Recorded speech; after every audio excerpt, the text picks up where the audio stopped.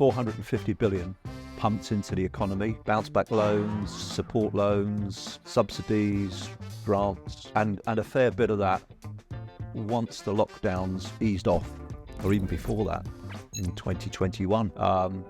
Demand to buy housing was led by people's desire to move, and they had the wherewithal in many cases. So a suppressed desire to want to move in London currently, trying to get a 1 or 2 bedroom flat in most boroughs is not easy at all. So if you unfortunately do not have that family wealth to give you a kickstart, to give you a head start, particularly down south, down in London and the southeast, the percentage of people that are able to buy their very first property without the help of mum and dad, unless they're working in investment banking, is not that great. Richard, founder of Property Investor News, been editor for 22 odd years of this magazine, which is really focused on property investors and all news and aspects for property investors. So you've clearly seen a huge amount of change that's happened in the industry in that time. But right now we're at a point where there could be massive upheaval in our property industry. And if Labour, for example, become the party that govern the country this year, which looks like could happen, how do you think that would impact property investors, landlords, developers? Yeah, and here we are, early part of the year, looking forward possibly 9-10 months to, that is when it is being forecast that the general election is going to take place. And at the moment, the opinion polls are showing very strongly that Keir Starmer is likely to have a good majority. Some people are saying that the opinion polls will get it wrong, and that it may not necessarily be so clear cut, and maybe a coalition or whatever. But if Labour, the red corner, gain control, then there are very clearly some potential risks affecting the private rented sector, affecting private landlords. And some people are quite fearful about that. But I would say a few things to counter the fear. And that is that the best decade that private landlords had, in my experience, over many decades, was when Tony Blair was Prime Minister, and he was a Labour Prime Minister. Some people refer to him as the best Prime Minister that the Conservative Party never had. So that's one thing, and I think Keir Starmer it seems to be in the same mould. He's not a firebrand, left-leaning extremist. So I'm sure there will be stuff that's brought in if Labour gets into power. There will be VAT on school fees. There will be policies which will please the left side, the political activists. But the other thing I would say, and I've said this at a number of event talks recently, however much whoever inherits the Chancellor's role at number 11 Downing Street, what happened 16, 17 months ago with the Truss Kwarteng budget demonstrated that however much politicians might want to influence things, it's the wholesale money markets that trade trillions every day that call the shots. So, we've got a budget, a debt to GDP of 104%. Contrast that with where we were 30 years ago, when it was about 38%. These are very different times. Now, obviously, we've had two extreme events out of the blue in the great financial crash, the crisis of 2007-8, and then, of course, most recently, obviously, the impact of COVID, which is having and will continue to have long-lasting effects. this government, the current government, chose to put 450 billion of taxpayers' money into the economy to support businesses and individuals, and many people would argue that that was the right thing to do, because we were staring down a barrel into the unknown, into huge uncertainty. People were fearful for their lives. It's easy to look back now. Yes. Very easy to look back and say, it was way over exaggerated, the response. But keeping an economy going, people being able to pay their mortgages, being able to pay their rents, businesses being able to function, they did what they did. So post-lockdowns, we've seen a massive spike in house prices, then a subsequent slowdown. We've seen a huge increase in rents as well.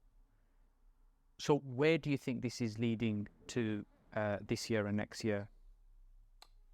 Absolutely, Saj. So, yeah, as I said, 450 billion pumped into the economy. Bounce back loans, support loans, subsidies, grants, and a fair bit of that once the lockdowns eased off, or even before that, in 2021. Demand to buy housing was led by people's desire to move, and they had the wherewithal in many cases. So a suppressed desire to want to move. Yes. And that then subsequently led to more demand relative to supply in terms of owner occupancy buying and those who spotted further property investing opportunities. Inevitably, when you've got more supply than demand, and at that time we had bank rate still at incredibly low rates, yes, that led to a house price boom. And then as the economy came out of lockdown, or the lockdowns, rents went accordingly. Yes, they've shot up a lot in the last 2 years, but in certain parts, obviously in the first year or so of 2021, in some parts of London, average rent levels in some boroughs shrunk quite dramatically. Okay. Because of the exodus from the inner cities. And of course now, as that's turned round, and younger people in particular have flocked back to the inner cities, that's changed. I mean, in London currently, trying to get a 1 or 2 bedroom flat in most boroughs is not easy at all, and it's absolutely a bidding war game. So in terms of changes going forward, do you think there'll be fewer people wanting to be landlords, buy-to-lets being less attractive as a model, and at the same time we've also got people who are renters maybe making the decision they're never going to be a homeowner and they'll just continue to rent for the rest of their lives? From a property investment perspective, I personally, you either have faith in property investment or you don't. There's this adage about when's the next best time to buy property, etc. Well, today, if not yesterday, today, if not tomorrow. Yes. Absolutely. When you look at the supply relative to the demand, and we can talk more about this at length, but yeah, I mean, I would say this is as good a time to be buying investment property, residential, and to some extent commercial as well. For probably the best time since sort of 15 years. Yes. Post the financial crash, 2009, 2010. Yeah. And in terms of people that are renters, do you think more people are now starting to maybe just accept that they're never going to buy because the costs are very different? I think it's really difficult because my generation have 2/3 or more of the housing equity. They have 2/3 or more of the wealth. So we have a very divided society, which has been growing and bowing because, and I refer to it as the wealth cascade, led by demographics. So the post-war home ownership, and then the period in the 60s and 70s. So grandparents and then parents and now children being able to buy. And that 70-year period takes us up to where we are now.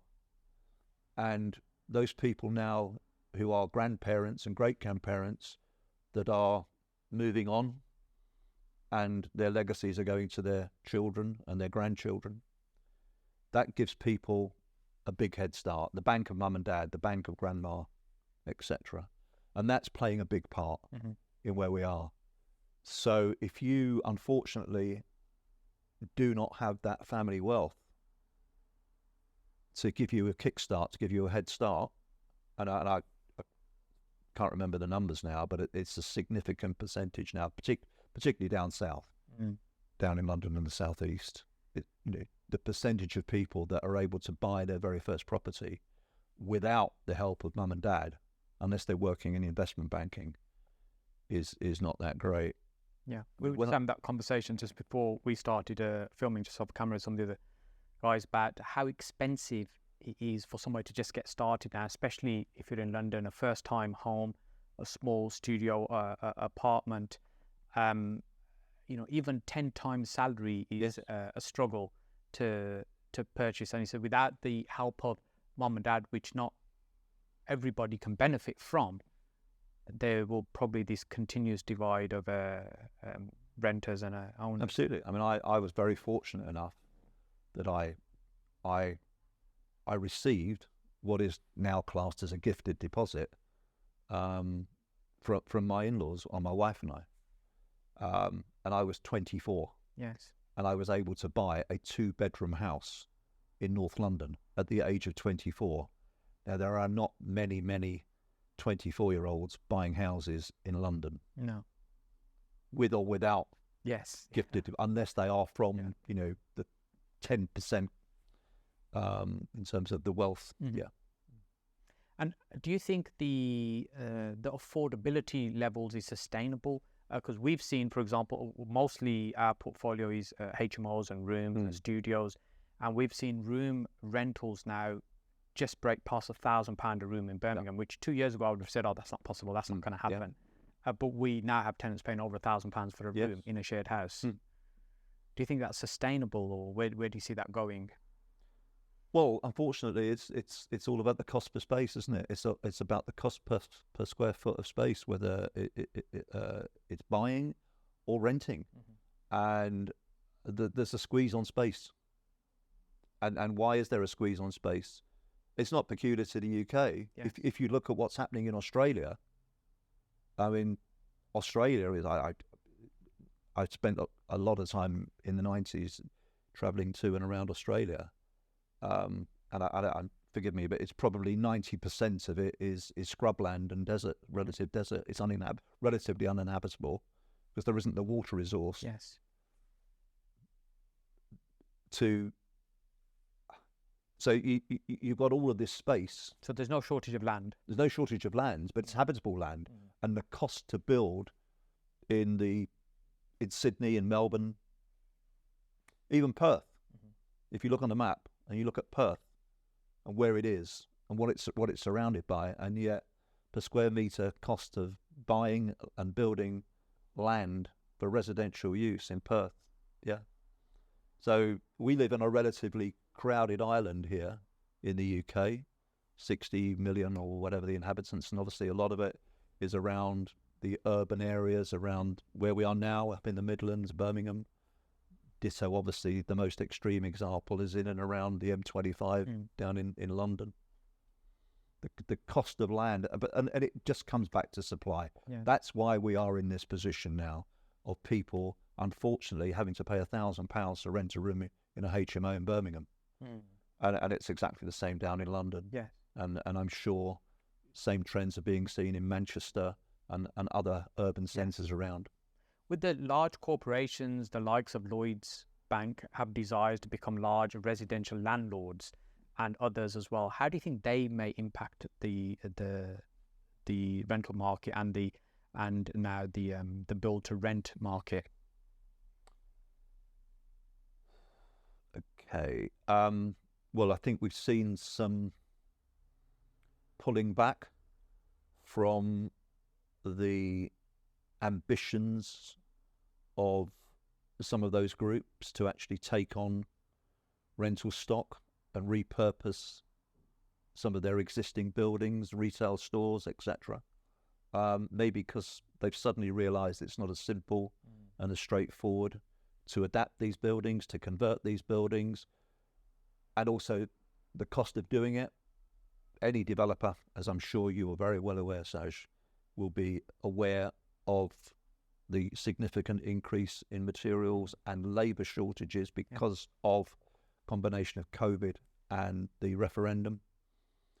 And yeah, all of this is driving the supply side shortage that we're in. Build to rent, I've been following this now for the best part of 20 years. We've written articles within Property Investor News regularly about build to rent for literally 20 years. I think the first one was in 2004, 2005. I would say it's really quite overhyped. There's a lot of manipulation of the statistics around planning and starts.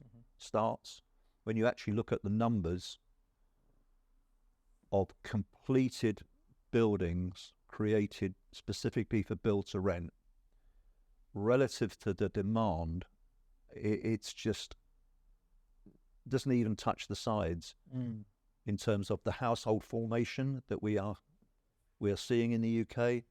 And obviously in the last few years, the unspoken need to bring more skilled migrants into the UK to do the jobs that we don't have the people to be able to do. We've had a 1.25 net migration numbers in the last few years. To do the work within the hospitals, with building construction, and those people have come to the UK from far-flung parts of the globe to replace EU workers that made a different decision. Yes. So you're in a very fortunate position where you get to meet lots of investors, developers, portfolio landlords, whether you're generally speaking to them or speaking to them in regards to content for the newspaper. What are you seeing as a general shift amongst the property investing community in terms of where their focus is to create returns? Well, Or are you even seeing a change? I think it's driven partly by the decisions made by the likes of George, and specifically George Osborne. If we're talking about traditional, straightforward, vanilla buy-to-let, the policies that were adopted by the Cameron government, and this is the irony of where we are now. We talked earlier about a general election and the fear around a socialist government coming in, and yet I would argue that we had quite socialist policies directed towards private landlords in two consecutive conservative administrations. Yes. The clearest one was the one with Osborne and Cameron, and then some of the policies then continued under the leadership of Theresa May. The most obvious ones are the 3% extra additional tax for buying an additional property, and then of course the infamous Section 24. And it's that Section 24 which you could argue is having such a pernicious impact on the provision of buy-to-let, and it's driven lots of landlords out of the market, particularly in the last year or so, with the higher interest rates, the higher borrowing rates, and Section 24 is really having it, and lots of people are now exiting the market, lots of landlords, particularly of my generation, demographic group, who haven't incorporated for whatever reasons previously, and they've had enough. So it's no longer viable because of taxation and things. It's just not as attractive as it used to be, your vanilla buy-to-lets. But those have had reasonable sized portfolios. It's a great time to exit. Absolutely. Values are fantastic at the moment. What do you think's happening to those properties? Do you think they're staying as rental stock, or do you think they're getting repurposed for other uses, or That's is somebody else then picking it up and thinking, I can make this work? well, yes, that is what that is happening, and at the same time, depending on the individual buildings, properties, I mean, the whole political reasoning behind Section 24's implementation by Osborne was to suppress the growth and to reverse the growth of buy-to-let. And I would, that absolutely seems to have succeeded at a level. Obviously, many landlords, as they've grown their portfolios, continue, and they were already in limited company SPVs, which are not impacted by Section 24, on the financing of leveraging.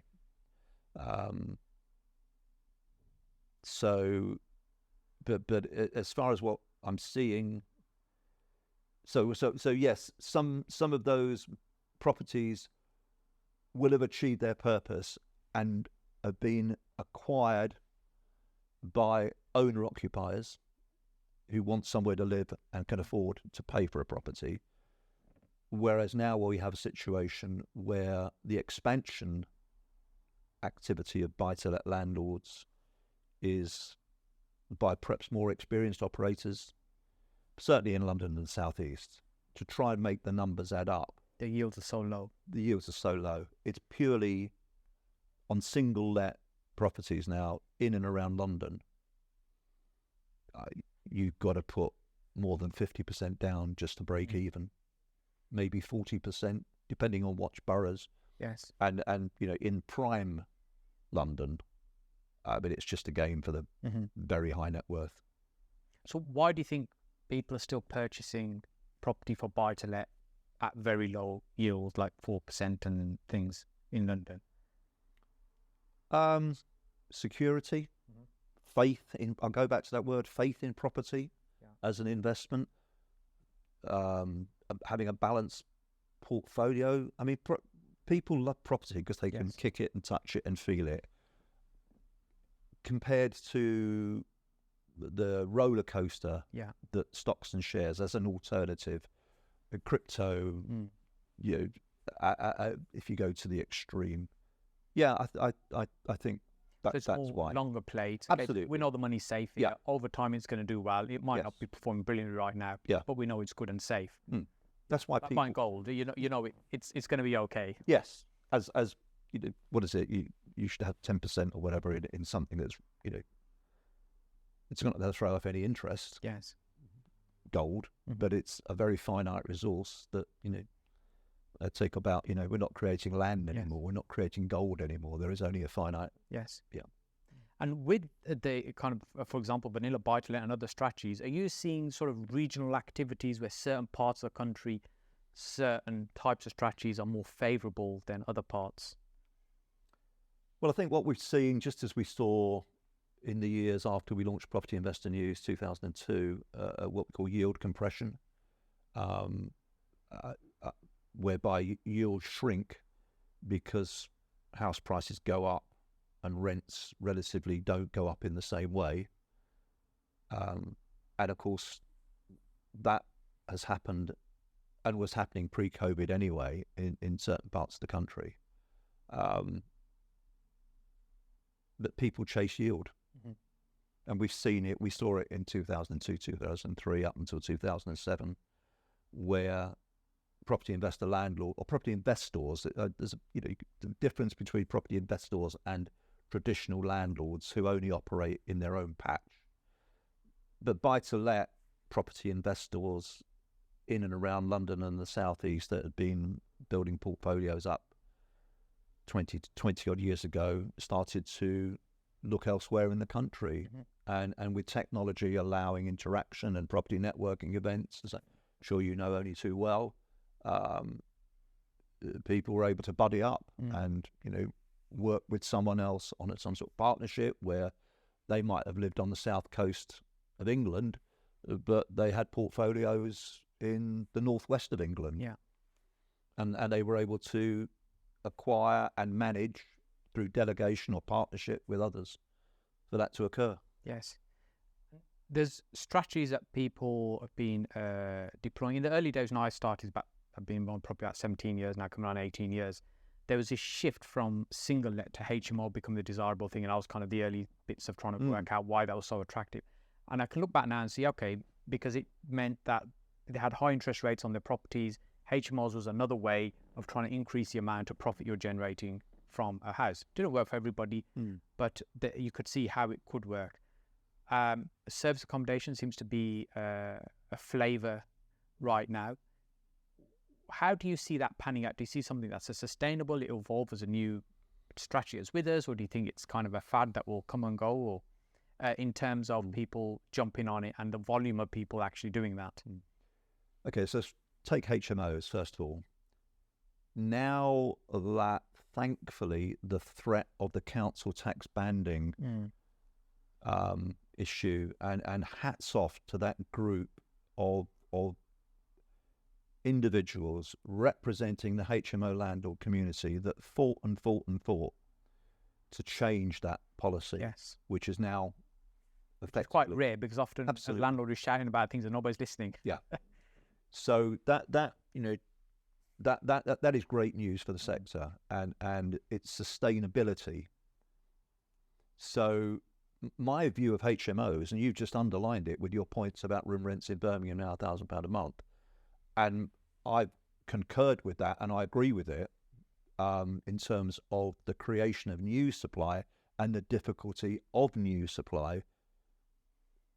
And obviously, surrounding that, you've got the Article 4 restrictions. Many major cities now, you've got additional licensing, selective licensing, for very different reasons, limiting the further growth of HMOs. So from a business investment point of view, if you've got HMOs within an existing Article 4 area, those are likely to prove very solid investments going forward. Going on to serviced accommodation. Great strategy, but it has niches. And as the first year of COVID demonstrated, it can be susceptible to the tide going out. Yes. Because in 2020, no one could go on holiday. Yeah.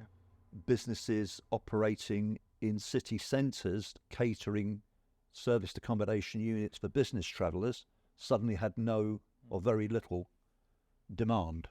Now, okay, some of that demand was replaced by government workers, by contract workers, working for the NHS, etc., etc.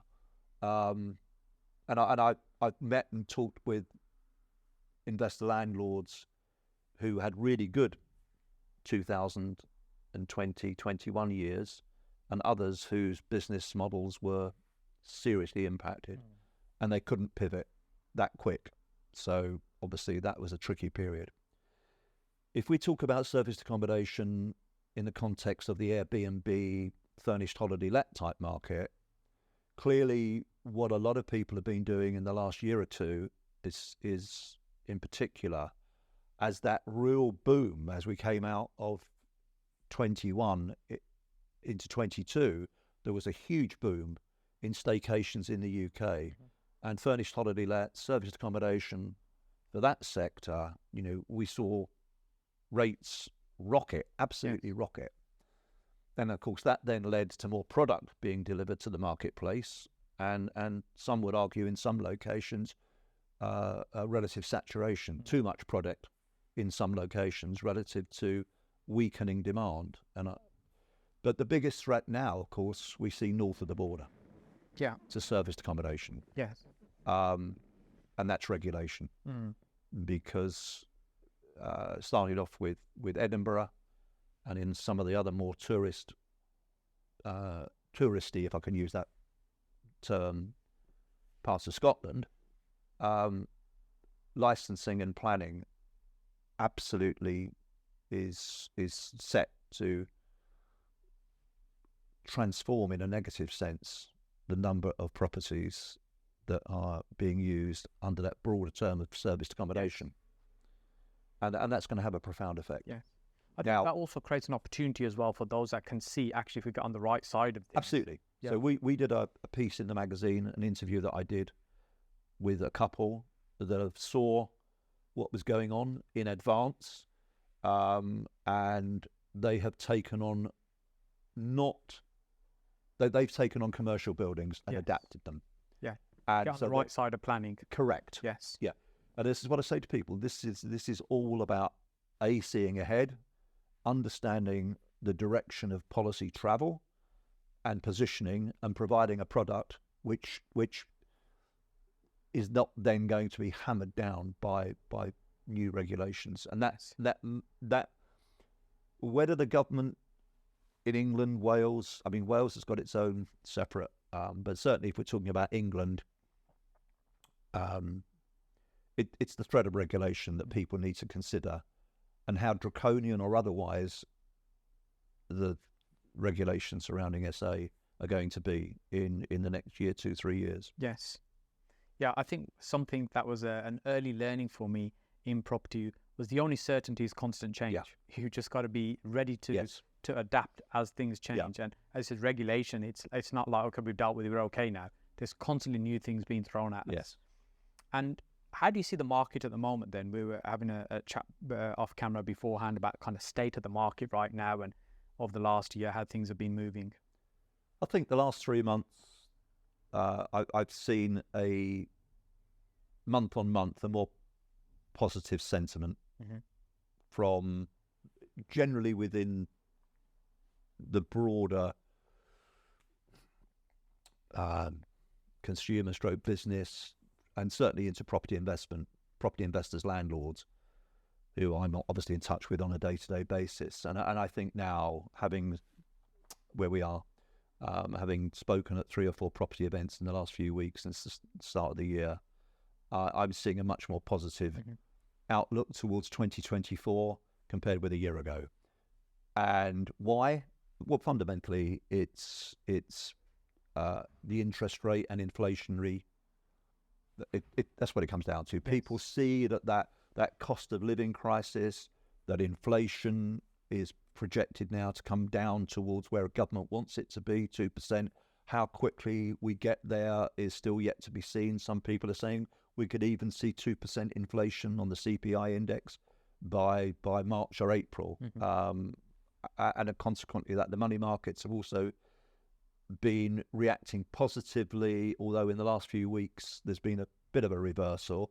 But we now see, as a reality for investors and landlords and for homeowners, the ability to get a 5-year fixed rate mortgage for residential homeowners under 4%. Yes.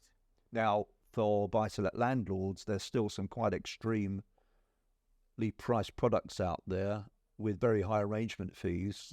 Although they may have low interest rate headlines, you've got to look at the detail. The true cost is it's still high. Yes, relatively speaking. It's high, but I would say to anyone listening to this or watching this, we had a property boom in the UK, residential property boom, in the mid 2000s, 2005, 2006, 2007, and borrowing rates and bank lending rates were in the 4.5%, 5.5%, 6%. Yeah. Pretty much where we are now. Yes. When I started learning about property, a lot of the calculations I was taught is base it on around 6%. Yeah.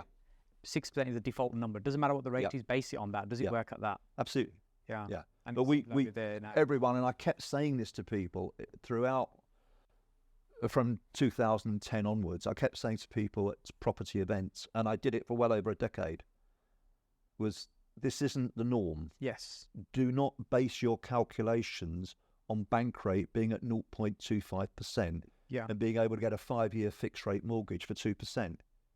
Grab it while you can, if you can, but it's not going to last. Yeah. And of course, it hasn't. Yeah. And now we're back to probably around the long-term average. Yes. People in the mid-20s have not seen anything other No. than this, though, and that's No. all they've ever experienced. Yeah. So they see this as the norm, where actually, as we said, it's not the norm. No. We're probably getting to the norm now. Yes. Yeah. I think, you know, if there's a good chance, obviously I spend a lot of time looking at data and research with the, you know, the professional consultancies and economic forecasting and you know, the outlook at this moment in time, and things, as we've said earlier, things can change very, very quickly. We could well be down to, at the moment, bank rate is 5.25%. I'm fairly sure it's going to come down this year. It could come down by 100 basis points, and in 3 years' time, some of the current forecasts are that it's going to be down to 3.5%, maybe in 3.25% by 2027. But you know, lots of things can happen. That's a long way away. Yeah, lots of things can happen to intervene. You know, there were people having a latte in a cafe in Kiev 2 years ago, and now things are very, very different. Yes, yeah.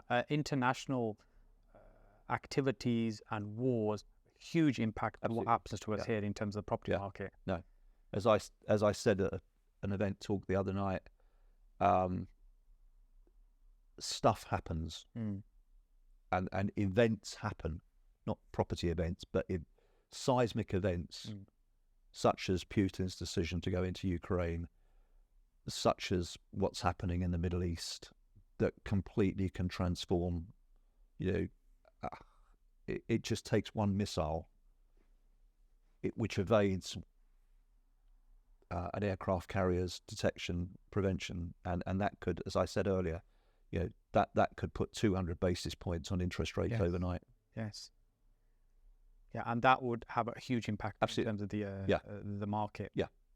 So if you were starting out now in your early 20s in the property market, and you have the knowledge and the experience that you have, how would you start, or what would you look to do? What would be your desired outcome from property?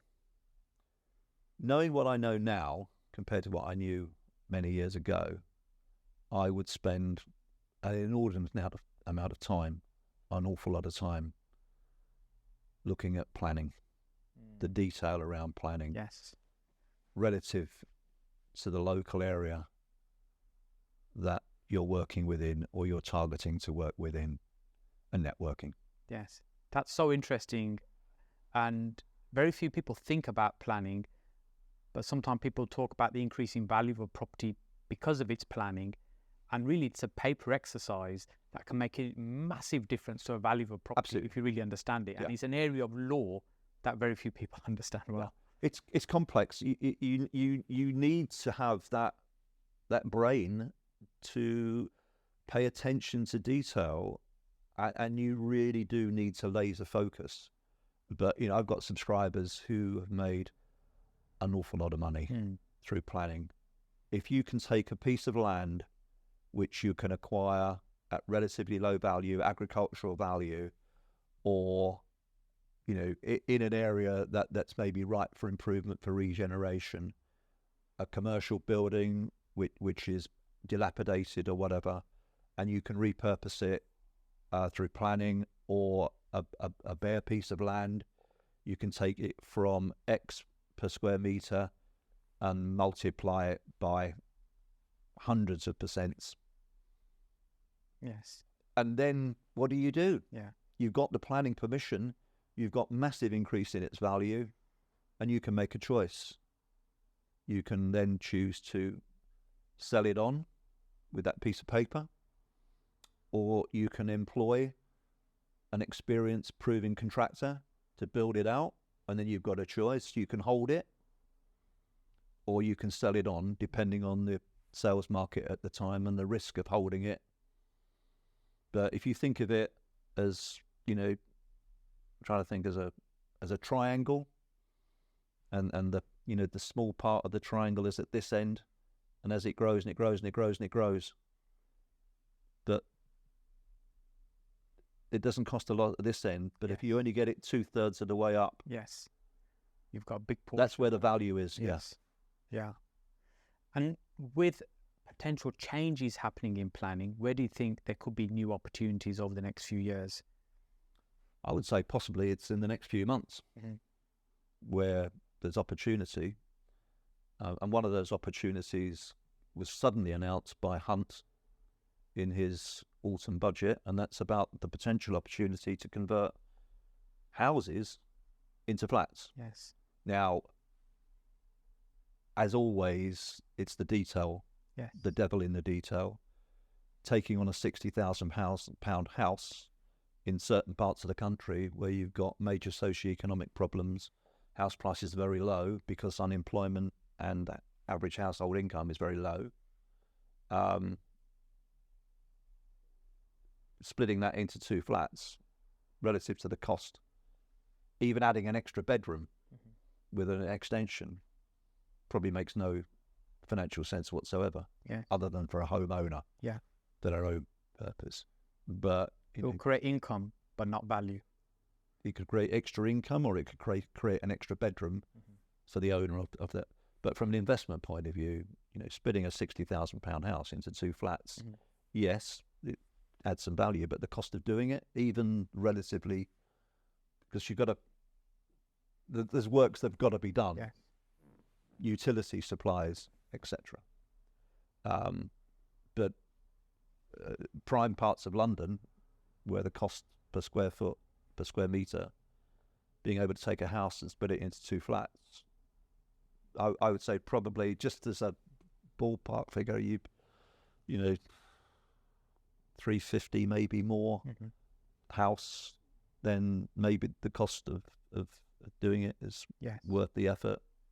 What you would end up, you get an extra third maybe on the combined value of 2 flats as opposed to 1 house. Because your conversion costs, your labour costs, your utilities, installation, all can be very similar regardless of where you are in the country. Quite. Values are much higher. That's the point I'm trying to make. Yeah. So that's on the that's in terms of planning changes that are being mooted. There's a consultation which I believe ends in the next day or 2, and then we'll probably get an outcome, in terms of being announced in a couple of months maybe. Yes. And on commercial, that's where there's real opportunity. Yes. Converting commercial property, repurposing them. Yeah. And with developers that you speak to and the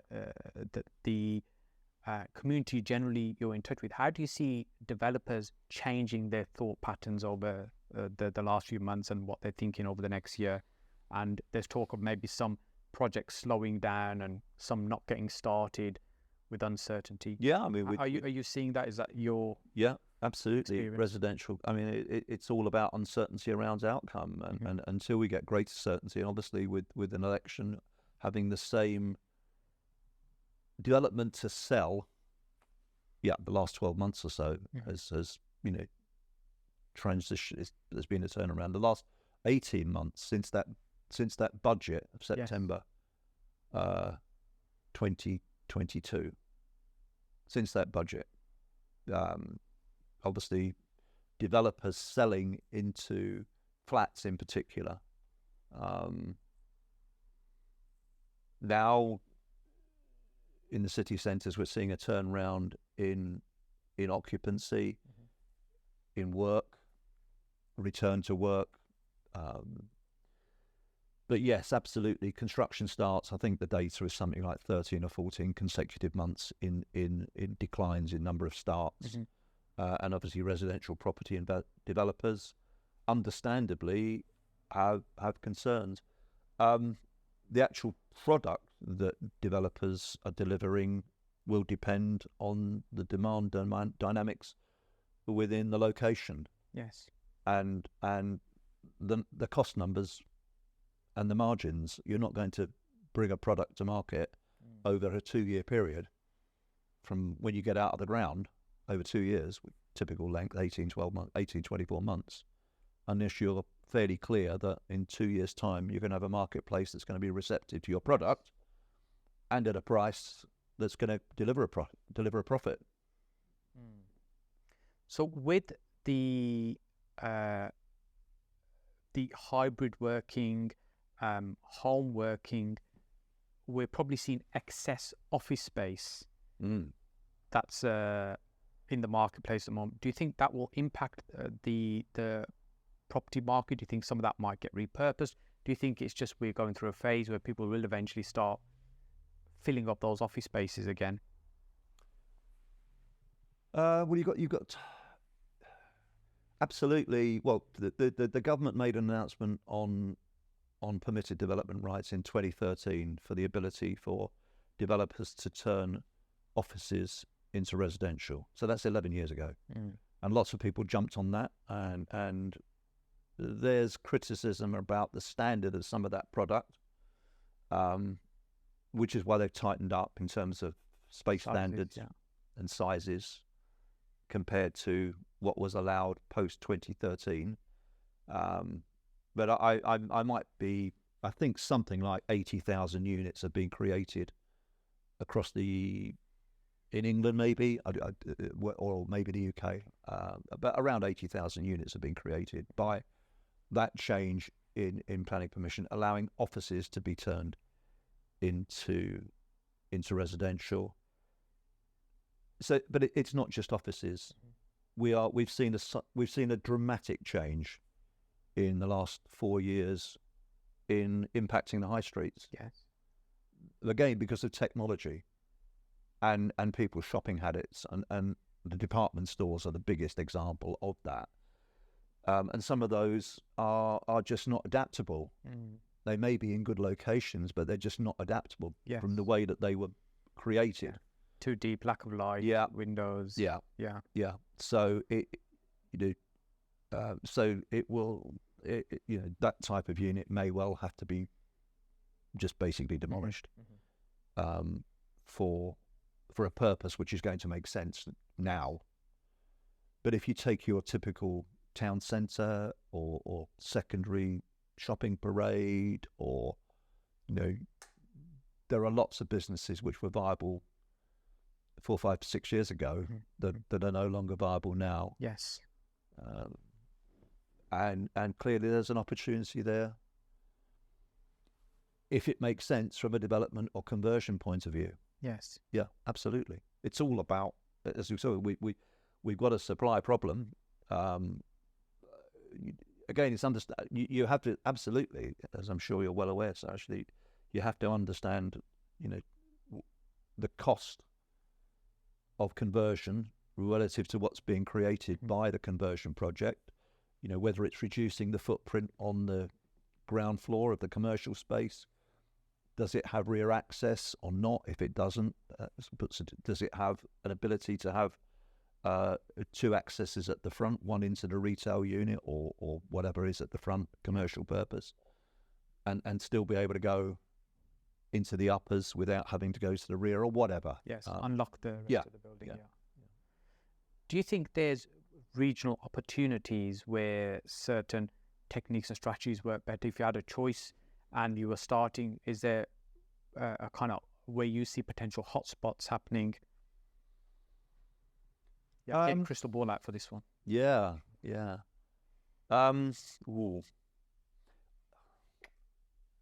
this really is Mystic Meg stuff, peering through that foggy. Yeah. Well, there is from a government political sort of centric. We need to level up, if you can use that term, and to some degree, that ambition to take economic activity away from London and the southeast and redistribute it. I mean, a very clear example of that can be seen on our TV screens with BBC moving to Salford and the impact that's had in news reporting on the BBC. Because many years ago, not many people were interviewed from Salford or Manchester on BBC. Why would you? If you were a journalist down in London and you needed to interview somebody, you drag them in on a, but now, so that, but putting that aside, which is accurate, but an awful lot of jobs have been created. That regeneration of Manchester, of Salford, now you look at the current and projected skyscrapers, mini Manhattan, Manchester, is now being, seen as. So that's good. That's a positive. That's a general trend. And it's the same up here, up in the West Midlands, in Birmingham, the greater metropolis. Depending on, again, it just comes back to ways of working and technology allowing ways of working which 10 years ago it would difficult for many people to perceive. But at Property Investor News, we've been hybrid working for nearly 2 decades. My team are scattered. Yes. Quite significantly. We've got a tiny little hub down in London, but we're scattered and we use technology to do what we do. Yes. So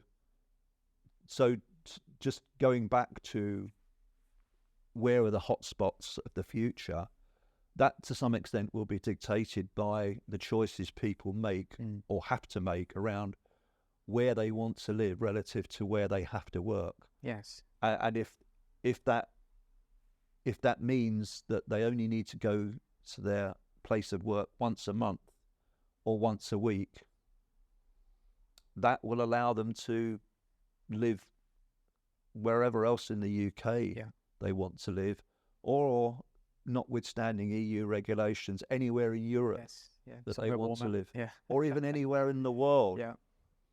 Potentially, you can see how that will make a big impact. And the world feels like a lot smaller in terms of getting around than it was years ago. Well, obviously the cost of travel with the impact on oil and air travel, notwithstanding,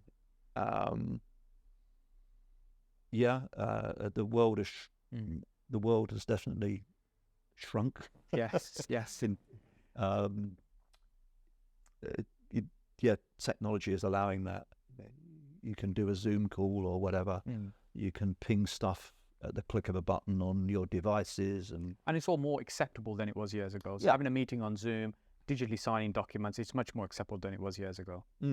So Property Investor News, you have thousands of readers every month. What typically type of stories, topics do you to cover for someone that's not necessarily come across the magazine before? Okay, so it's an eclectic mix, and we try and provide a publication which is evidence-led, factual, but inspirational. Yes.